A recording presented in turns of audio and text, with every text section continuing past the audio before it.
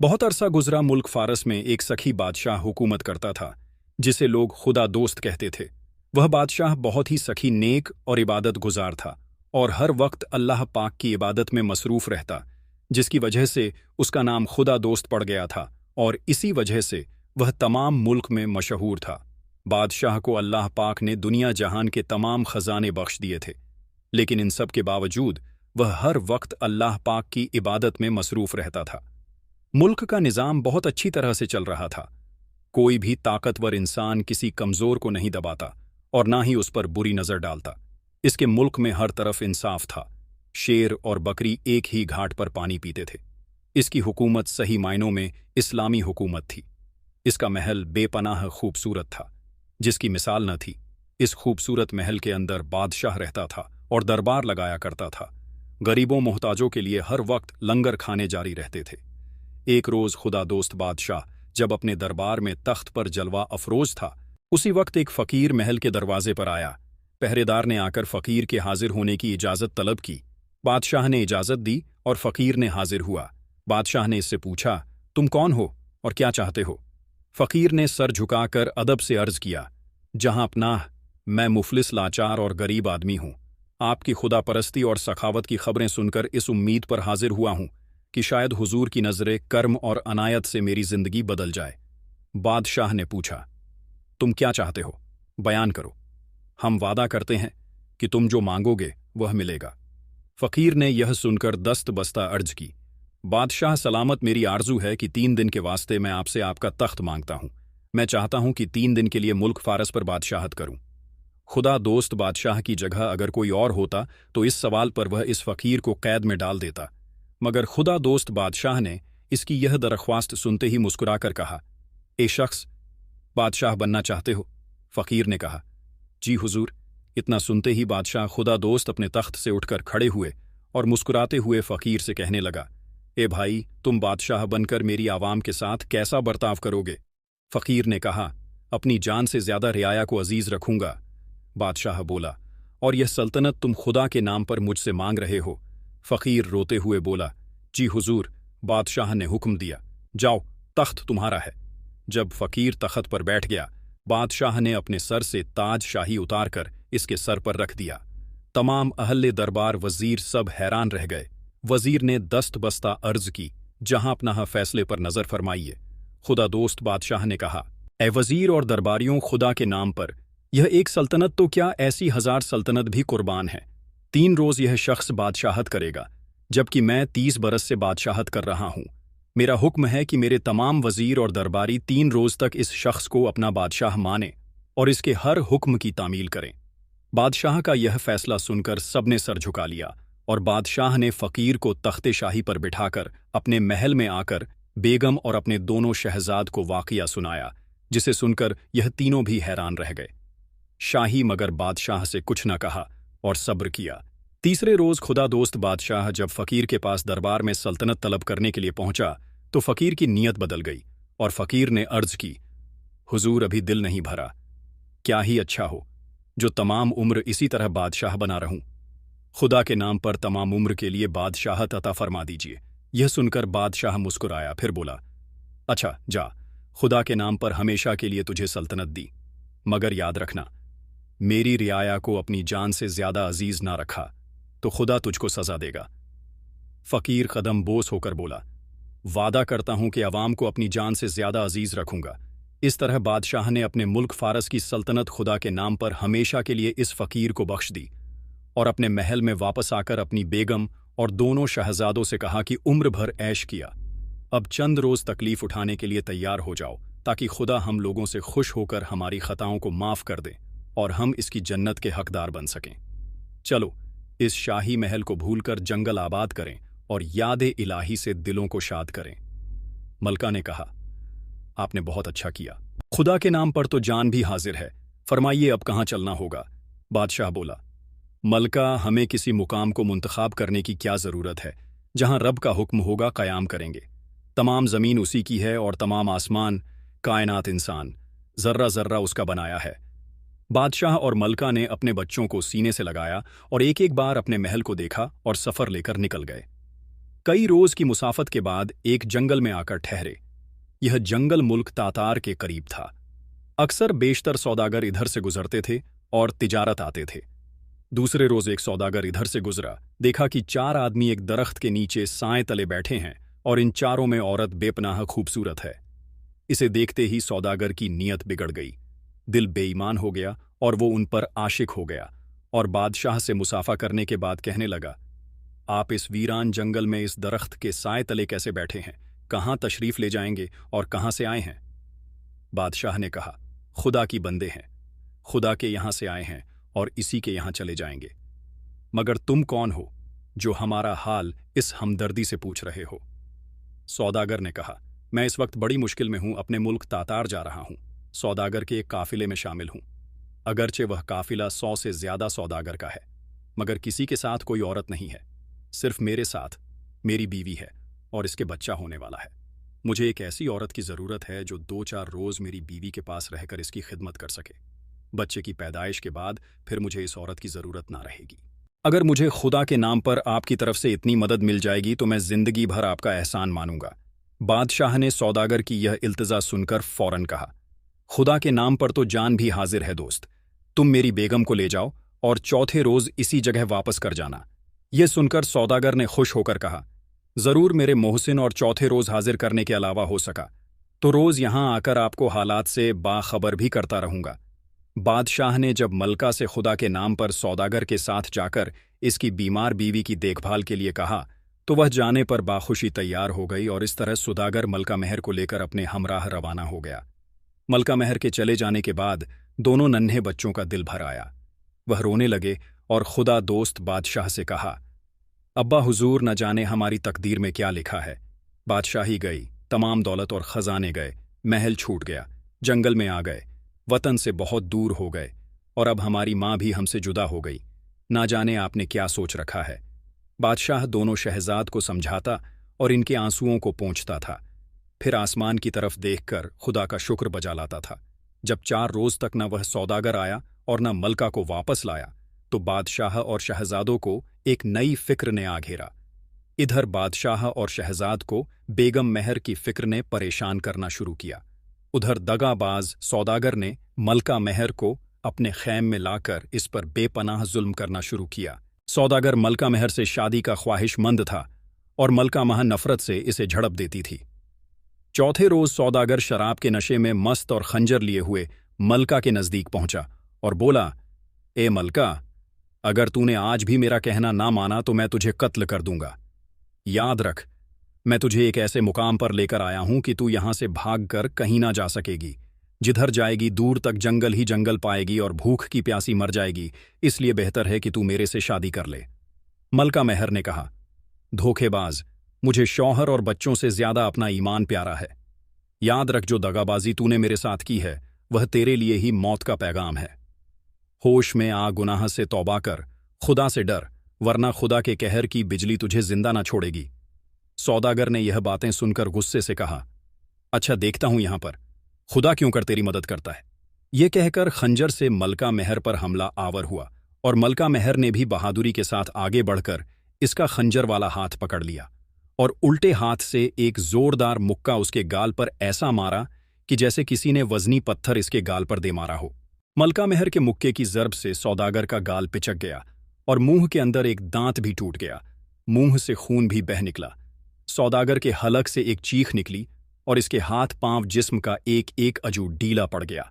मलका ने फौरन खंजर इसके हाथ से छीनकर और एक घूंसा भी इसके पेट में रसीद किया, जिसकी तकलीफ और जर्ब से हलकान होकर वो जमीन पर गिर गया।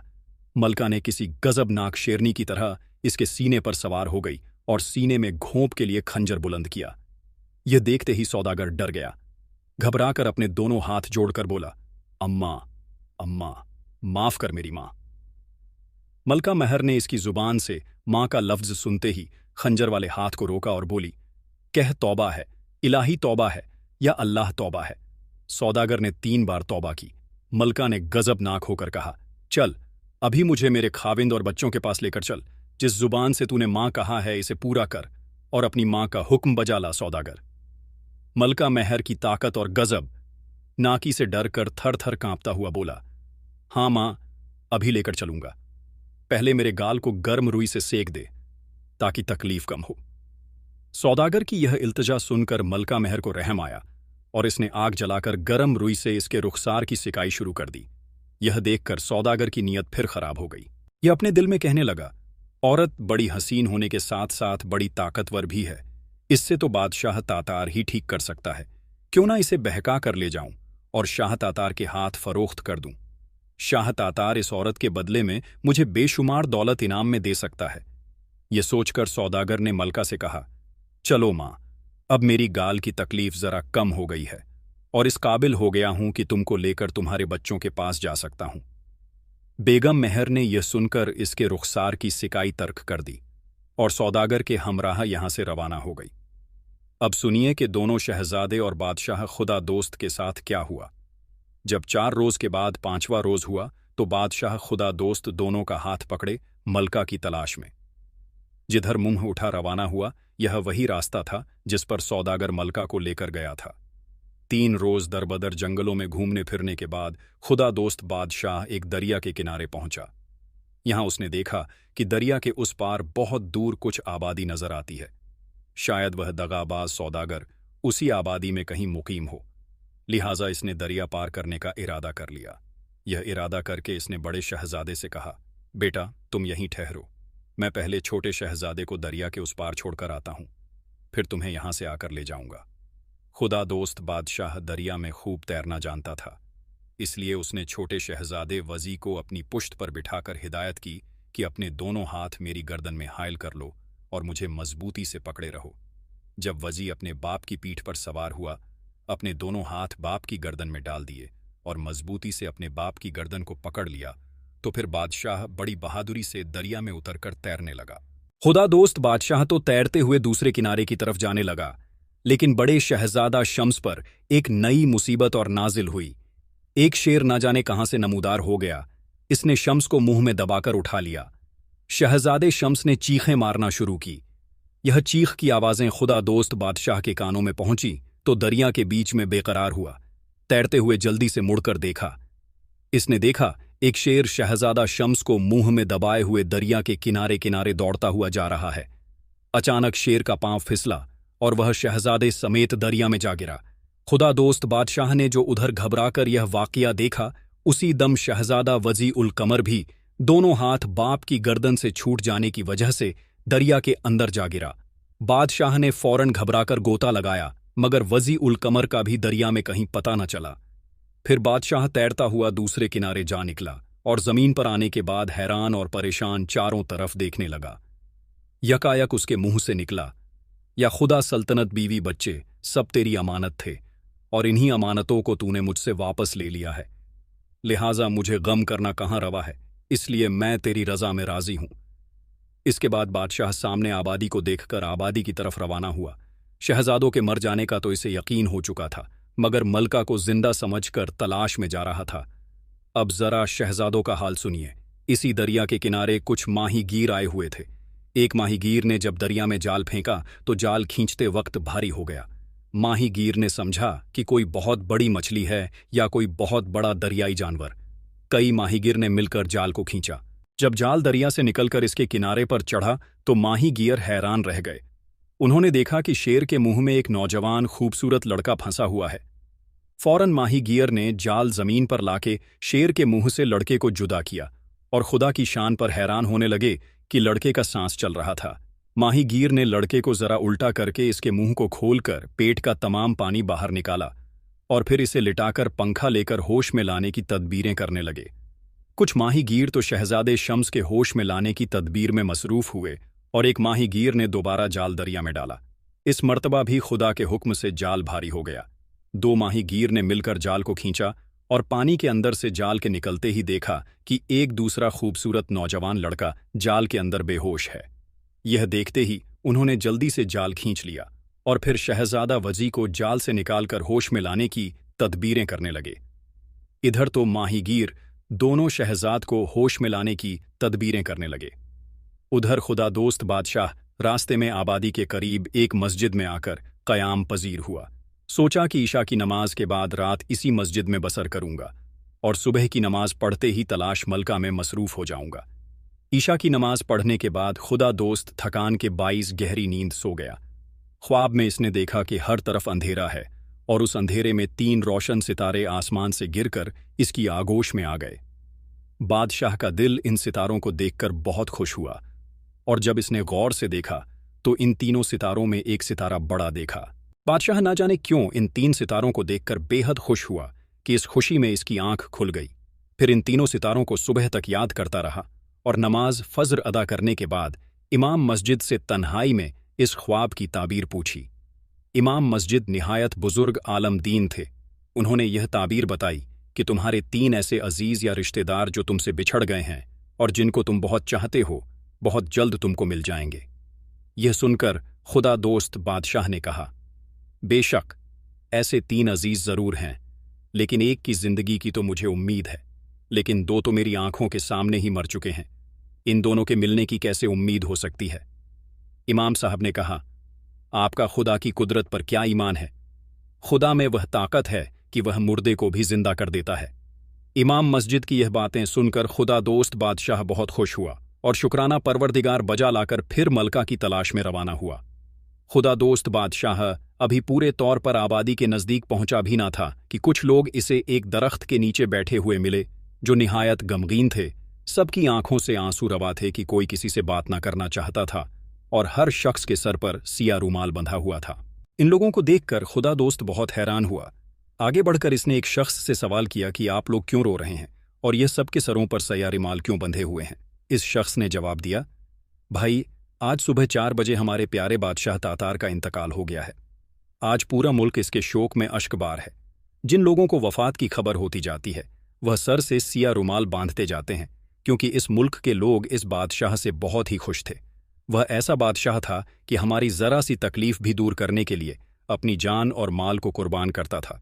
अब हमें उम्मीद नहीं कि ऐसा प्यारा बादशाह फिर हमें मिल सकेगा। खुदा दोस्त ने कहा, सच कहते हो भाई, दुनिया खुदा के नेक बंदों के लिए हमेशा रोती है, बुरे लोगों पर लानत बरसती है। लाओ, अगर सिया रुमाल कोई हो तो मुझे भी दो, क्योंकि ऐसे नेक बादशाह की वफात का मुझे भी बहुत सदमा है। इन लोगों ने एक रूमाल खुदा दोस्त बादशाह को भी लाकर दे दिया, जो इसने अपने सर से बांध लिया। फिर एक शख्स ने खुदा दोस्त को बड़ी मोहब्बत से अपने पास बिठाकर कहा, आप कौन हैं और कहाँ तशरीफ ले जा रहे हैं? खुदा दोस्त ने अपनी हकीकत को इन लोगों से इसलिए पोशीदा रखा कि यह लोग अगर मेरी दास्तान को सुनेंगे तो इनके दिलों को भी सदमा होगा। खुदा दोस्त ने सिर्फ इतना इन लोगों को बताया कि मैं अपनी बीवी की तलाश में जा रहा हूं, जो एक जंगल तक तो मेरे साथ रही, फिर एक दगाबाज सौदागर इसे अपने हमराह ले गया। यह कहकर खुदा दोस्त ने ततारी सौदागर का वाकया सुनाया, मगर अपने शहजादों और बादशाह होने का राज ना बताया। खुदा दोस्त इन लोगों से मिलकर आगे बढ़ा और फिर आबादी के फाटक के करीब पहुंचने की कोशिश करने लगा। मुल्क दातार का कानून था कि बादशाह की वफात के बाद इसका बेटा बादशाह हो, मगर इत्तफाक से शाह दातार के कोई औलाद ना थी, इसलिए बादशाह के इंतखाब का मसला उठ खड़ा हुआ। तमाम वजरा आपस में मशवरा करने लगे कि अब बादशाह किसको बनाएं। इस सिलसिले में बहुत सी तजवीज़ सामने लाई गई और उन सबको रद्द कर दिया गया। सिर्फ यह मंजूर की गई कि दिन निकलने के बाद सुबह 9 बजे शहर का फाटक खुलता है, इसलिए जो शख्स सबसे पहले फाटक के अंदर दाखिल हो उसी को तातार का बादशाह बना लिया जाए। यह तजवीज़ मंजूर करते ही वजीर ने फौज का एक दस्ता उसी वक्त फाटक पर लगा दिया और इत्तफाक से खुदा दोस्त ही सबसे पहले इस फाटक पर पहुंचा। इस वक्त पूरे 9 सियो बज रहे थे। घड़ी ने जब पूरे 9 सियो बजा दिए तो फाटक खुला और खुदा दोस्त फाटक के अंदर दाखिल हो गया। कमांडर ने फौरन आगे बढ़कर खुदा दोस्त से सलाम मुसाफा किया और इसे तातार का बादशाह होने की खुशखबरी सुनाई। इसके बाद कमांडर ने रिसाले को हुक्म दिया कि वह अपने नए ताजदार को सलामी दें। दस्ते के सैकड़ों आदमियों ने खुदा दोस्त को सलामी दी और खुदा दोस्त ने सलामी खंदा पेशानी से कबूल की। इसके बाद कमांडर ने बादशाह खुदा दोस्त को महल में तशरीफ ले चलने की इल्तजा की। बादशाह के लिए शाही घोड़ा और शाही लिबास लाया गया और बादशाह को यह लिबास पहनाकर महल की तरफ ले चले। जब खुदा दोस्त मुल्क तातार के शाही महल में दाखिल हुआ तो इसे शाही मसनद पर बिठाकर सलामी हुई। इस तरह फौरी दरबार हुआ, तख्त ताज हासिल हुआ और खुदा दोस्त ने तख्त पर बैठकर सर पर ताज रखते ही हुक्म दिया कि आज कोई तोहफा ना लाया जाए और पूरे 1 महीने तक शाह तातार का शोक मनाया जाए और हर तरफ गरीबों मोहताजों के लिए लंगर जारी हो गया। 1 महीने के बाद वजीर ने खुदा दोस्त से गुजारिश की कि हुजूर, आप अपनी बारे से हम लोगों को आगाह फरमाएं ताकि हम लोग हुजूर की कोई खिदमत बजा लाएं। खुदा दोस्त बादशाह ने वजीर की दरख्वास्त मंजूर कर ली, सबको बिठाकर अपनी दास्तान सुनाई, जिसे सुनकर सब हैरान रह गए। और वजीर आजम ने उसी रोज सिपाहियों का एक दस्ता मलका महर की तलाश में रवाना किया और दूसरा दस्ता शहजादों के जिंदा या मुर्दा होने की तहकीकात के लिए रवाना किया। इधर तो ततारी फौज के सिपाही इन मुहिम को सर करने के लिए रवाना हुए, उधर ततारी सौदागर के 1 महीने का तवील सफर तय करके तातार वापस आया। मलका महरों को इसने एक पहाड़ी गार में कैद कर दिया था और उसके खाने पीने का इंतजाम 1.5 महीने तक के लिए कर दिया था। इसलिए यह शहर के फाटक के अंदर अकेला ही दाखिल हुआ और किसी को इस पर शुभा ना हुआ। इसने खुदा दोस्त के भरे दरबार में आकर खुदा दोस्त से कहा, आलम पनाह की खिदमत में बतौर तोहफा एक खूबसूरत नाजनीन पेश करना चाहता हूं, जो वाकई मलका तातार बनने के काबिल है। खुदा दोस्त ने तो इस सौदागर को पहचान लिया, मगर इस सौदागर ने खुदा दोस्त को नहीं पहचाना, क्योंकि अब खुदा दोस्त ने चेहरे पर दाढ़ी रख ली थी। खुदा दोस्त ने फौरन वजीर को इसकी इत्तला निहायत ही खामोशी से दी। कान में कहा, यही वह सौदागर है जो मेरे मलका महर को मुझसे जुदा किए हुए हैं। यह सुनते ही वजीर ने सौदागर से कहा, कहाँ है वह? नाजनीन, सौदागर बोला, सिर्फ 300 मील पर एक पहाड़ी गाड़ में घोड़ा सवार सिर्फ 5 दिन में पहुंच सकता है। वजीर ने कहा, अच्छा, हम अभी एक दस्ता सिपाहियों का और एक घोड़ा साथ कर देते हैं। इस खातून के फौरन लेने के लिए रवाना हो जाओ और जल्द हाजिर हो। सौदागर ने सर झुकाकर कहा, बहुत खूब। फिर सौदागर ने दूसरी दरख्वास्त की, नाचीज के पास भी घोड़ा नहीं है, इसलिए बहुत रोज के बाद यहां पैदल पहुंचा हूं, इसलिए नाचीज के वास्ते भी एक घोड़े की जरूरत है। वजीर बोला, फिक्र ना करो। और उसी वक्त वजीर ने एक दस्ता सिपाहियों का और 2 घोड़े सौदागर को दिए। इस दस्ते का सरदार नौमान शमशीर था, जो सौदागर के हमराह हुआ। चलते वक्त वजीर ने नौमान को अलग बुलाकर समझा दिया था कि वह औरत हमारे बादशाह की मलका महर है और यह सौदागर दगाबाज शख्स है, इसलिए झूठा साबित हुआ तो इसे फौरन गिरफ्तार करके हाजिर दरबार कर देना और इसकी हर हरकत से निहायत होशियार रहना। नौमान ने बहुत खूब कहा और होशियारी से सौदागर के हमरा अपना रास्ता तय करने लगा। एक दूसरा दस्ता अकबर सरदार के सिपाहियों का, जो वजीर के हुक्म से शहजादों के जिंदा या मुर्दा होने का हाल मालूम करने के लिए सहरा ब सहरा देखने में मसरूफ था, एक दरिया के किनारे पहुंचा और खेमा जन होकर रात गुजारने लगा। अकबर अपने खेमे में लेटा हुआ था तो बाहर से कुछ लोगों के शोर की आवाजें आने लगीं। ये फौरन बाहर निकला, देखा तो 50 से भी ज्यादा आदमी एक मैयत को लिए हुए आते नजर आए। तमाम सिपाही भी हैरान, हैरत अंगेज नजरों से इस मैयत की तरफ देखने लगे। और जब उन लोगों ने इस मैयत को दरिया के किनारे लाकर रखा तो अकबर ने एक शख्स को अपने करीब बुलाकर कहा, क्या बात है, ये कैसी मैयत है? वो नौजवान बोला, मेरे बड़े भाई का इंतकाल हो गया है और हमारा खानदान हमेशा अपनी हर मैयत को इस दरिया के किनारे ही लाकर नहलाता, चुनांचे यहां पर इस मैयत को नहलाया जाएगा। अकबर ने सवाल किया, मैयत को इसी दरिया के पानी से क्यों नहलाया जाता है? नौजवान ने जवाब दिया, हमारे खानदान में पुराने जमाने से यह मशहूर है कि अगर किसी इंसान की उम्र ज्यादा होगी और इसकी तकदीर में 100 साल से ज्यादा की जिंदगी लिखी है और वह बीमारी के अलावा किसी इत्तफाक हादसे की वजह से मर जाता है, तो इसकी मैयत इसी चश्मे पर लाई जाती है और इसी दरिया के पानी से इसे नहलाया जाता है और वह मुर्दा जिंदा हो जाता है और यह इस दरिया के पानी का वस्फ है। अलबत्ता जो मुर्दा जिंदा नहीं होता, इसके लिए समझ लिया जाता है कि इसकी उम्र ही इतनी थी। अकबर ने हैरत से कहा, क्या पहले कभी इस पानी से मुर्दा जिंदा हो चुके हैं? नौजवान ने कहा, सैकड़ों हो चुके हैं, क्योंकि यह दरिया एक अजीब मोहिमा है। कहते हैं कि यह सुलेमानी दरिया है और इसे हजरत सुलेमान अलैहिस्सलाम की दुआएं हैं। अकबर यह सुनकर हैरान रह गया और इन लोगों ने चारों तरफ सफेद चादर खड़ी करके मैयत का पर्दा किया। फिर पर्दों के अंदर सुलेमानी दरिया के पानी से इस मैयत को नहलाने लगे। मैयत को नहलाकर यह लोग फारिग ही हुए थे कि मैयत ने एक लंबा सांस लिया और करवट लेकर सो गई। यह देखते ही लोगों की खुशी की हद न रही। थोड़ी देर के बाद मुर्दा नौजवान उठकर बैठ गया। चूंकि नहला देने के बाद इसे लिबास भी पहना दिया गया था, इसलिए उसे सबने उठाया और अपने गले से लगाया। अकबर ने एक शख्स से कहा, वाकई इस दरिया का पानी तो करामाती है। जब वह लोग अपने मुर्दे को जिंदा होने के बाद यहां से लेकर वापस चले गए तो अकबर ने अपने साथियों से कहा, कहीं यह दरिया वहीं तो नहीं है जिसका जिक्र हमसे हमारे बादशाह ने किया था और जिसमें हमारे बादशाह के दोनों शहजादे गरक हो गए थे। एक सिपाही बोला, शायद वही दरिया है। अकबर ने कहा, अगर यह वही दरिया है तो शहजादों की जिंदगी की कुछ उम्मीद हो सकती है। अभी अकबर और सिपाही में यही गुफ्तगू हो रही थी कि इस जगह एक माही गीर का गुजर हुआ। इसके कांधे पर मछलियां पकड़ने का जाल पड़ा था और अब वह इस दरिया के किनारे किसी जगह ठहरकर जाल को दरिया में फेंकना ही चाहता था। जब माहीगीर अकबर के करीब आया तो अकबर ने इससे सवाल किया, क्या तुम मछलियां पकड़ते हो? वह बोला, जी हां।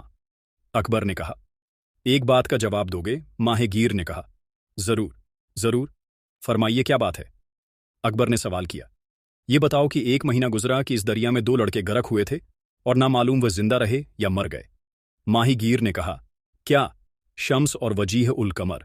यह नाम सुनते ही अकबर की बाँछें खिल गईं और इसने कहा, हाँ हाँ, वो बेशक उन दोनों के यही नाम बताए गए हैं। क्या वह जिंदा हैं? माहीगीर ने मुस्कुराते हुए कहा, जी हाँ, जिंदा है, क्योंकि जिनकी उम्र ज्यादा होती है वह इस दरिया के पानी की अजमत से नहीं मरते। खुदा का शुक्र है कि वह दोनों इसी दरिया में गिरे थे, अगर वह किसी और दरिया में गिरते तो जरूर मर जाते। अकबर ने बेताबी से कहा, कहाँ है वह? माहीगीर बोला, वह मेरे घर में मौजूद हैं। उन्होंने ही मुझे अपने नाम बताए हैं और उन्होंने यह भी मुझे बताया है कि वह दोनों मुल्क फारस के शहजादे हैं। यमन जिसका दारुल खिलाफ है, शहजाद के वालिद ने अपनी हुकूमत एक फ़कीर को खुदा के नाम पर दे दी थी और वह फ़कीराना जिंदगी इख्तियार करके यहां तक पहुंचे थे। उन शहजादों ने अपनी दर्दनाक दास्तान सुनाते हुए कहा कि उनकी मां को कोई दगाबाज ले गया है। मैं खुद कब से शाह फारिस की तलाश में हूं कि वह मिल जाएं तो इनके दोनों शहजादे उनके हवाले कर दूं।